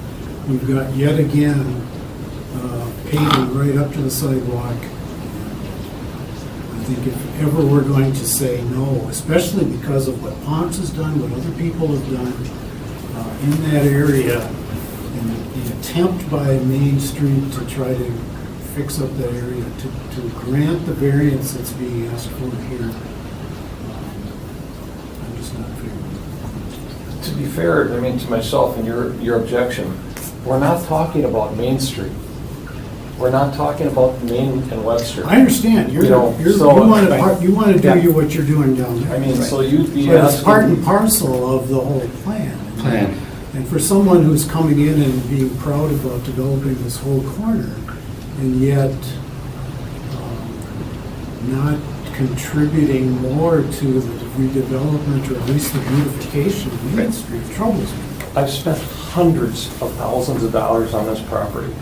I've remodeled the office building that had that 1970s brick on it is all gone. I tore down 3 shop buildings there that I eliminated. I re-tinned my buildings. I put a new roof on. I put new signage up. I got rid of that manual reader board.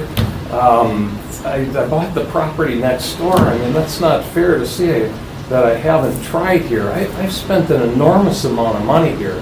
I've been on Main Street for 30 years, and it's tough, man, to be in business for 30 years. I get what you're saying about wanting the pillars and the landscaping, but it's counterproductive for my business. I'm not a parking lot. I'm an outdoor display area. So you're asking me, you know, would I want to put that, you know, not on Main Street? Would I want to run some type of fencing or structure to start at my new project here and run down and around the corner? It wouldn't even flow. It's like I've spent an enormous amount of money on this property. I know everybody's proud of their kids and their grandkids, but I tell you, this property hasn't looked this good since 1942. It doesn't look this good since this. Yeah. Right? And if I may, what you're talking about, the kind of fencing thing, he's going to have that with cars, really. Those cars are going to be his fencing. It's going to be kind of a unique fencing. You're going to have different colors, different banks, and it's going to be changing in and out. But for me, that's what softens that up. That's what adds color. That's what adds, and for his business, I think a fencing, I mean, he wants people to walk in. He doesn't want people, walking around. I gotta say, from my perspective, Mr. Chairman, I'll take this proposal over this. Absolutely. I think and redeveloping that footprint with the use as proposed here, I think is an appropriate development. I think it complements some of the other stuff that's done. Is it highest and best use? No. I think, a pedestrian-oriented, mixed-use, classic downtown is, but we don't live in that city anymore, and I'd love to see, some more landscaping if it was in any way possible. I appreciate the petitioner's discussion about anything that you do that blocks the view of the product is a disincentive to the shopper to looking at it. But I think what's proposed here is a dramatic improvement to what has been on this site and been an eyesore for many years. And I'm looking forward to this, looking like a nice integrated collection of buildings and a dealership and the Whitney school building coming back to life, and some of the other things that are happening in that neighborhood. And I'm gonna support the petitioner's request here. Further thoughts?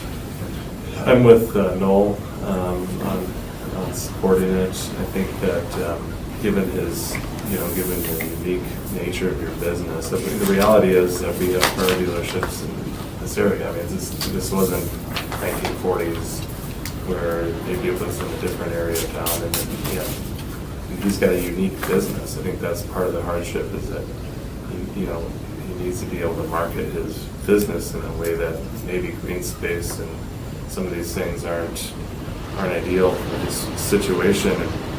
And I gotta agree. I mean, it'd be one thing if he was, taking on a building, maybe getting rid of some shrubbery and green and so forth, but he didn't. The existing building was terrible, and so he's actually improving the property and making it look better. So I'm in favor of it. I would support the request. Is there any way within the footprint in those dead spaces that some green space can be optimized? You're not going to use the triangle pieces.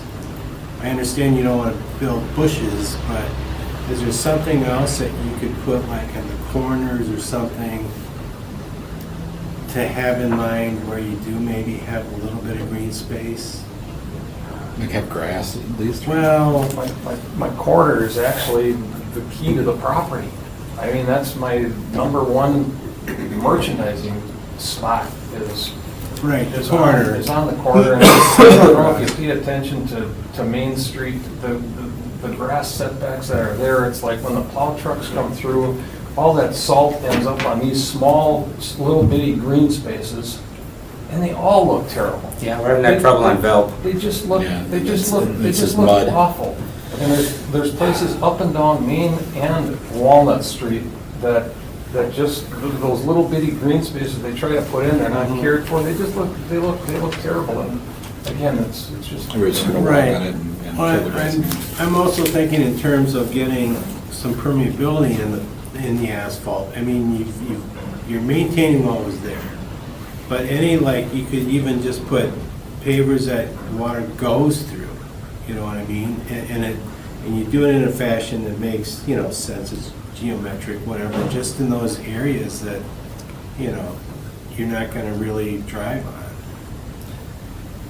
Just trying to help get kind of a balance. Anything you would do that way would be improving that site, better for perviousness, getting water through.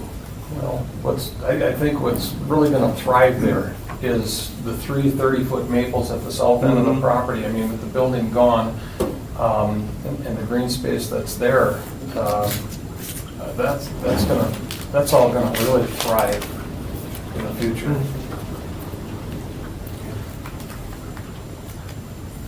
I've been on your site many times looking at cars. So I know. I know where this is. There could be opportunities around the foundation as well. If it's not in the parking lot, around the building itself, could be Right. greened up. Potted plants even. Anything that would help, but I'll put potted plants around the building, that I will do. That would be great. Just to also let you know, I mean, where the trees are, that's public right of way, that's not on Right. private side. Right. Just for clarification. I mean, this is where we all park today, guys, you know? I mean, this is the city parking lot outside, you know, right here where we park today, you know? Yeah, asphalt, concrete, asphalt.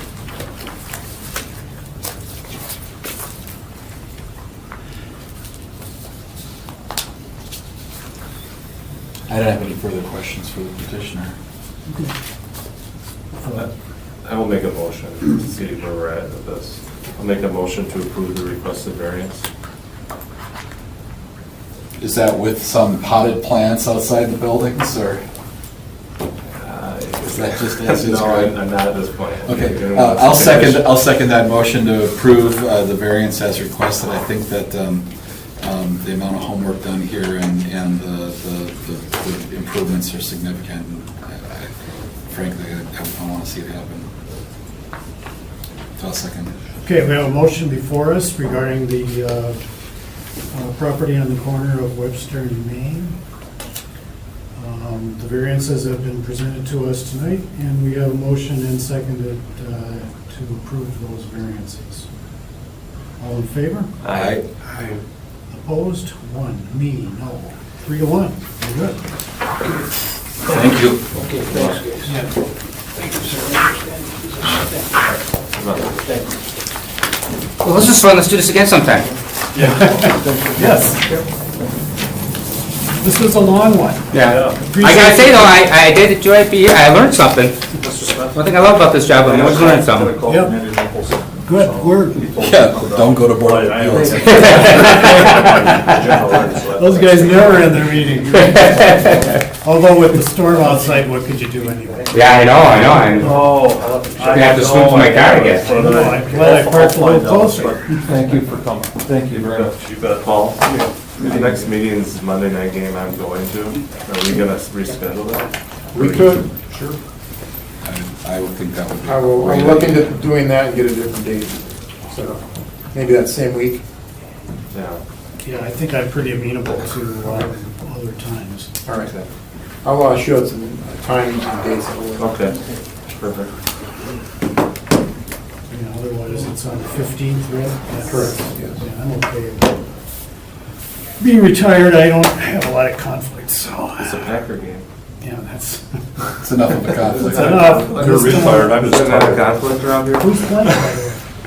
Who are they playing? San Francisco. Oh, okay. All right. Move to adjourn? Yes. Second. All in favor? Aye. Aye. 4-0, we are adjourned.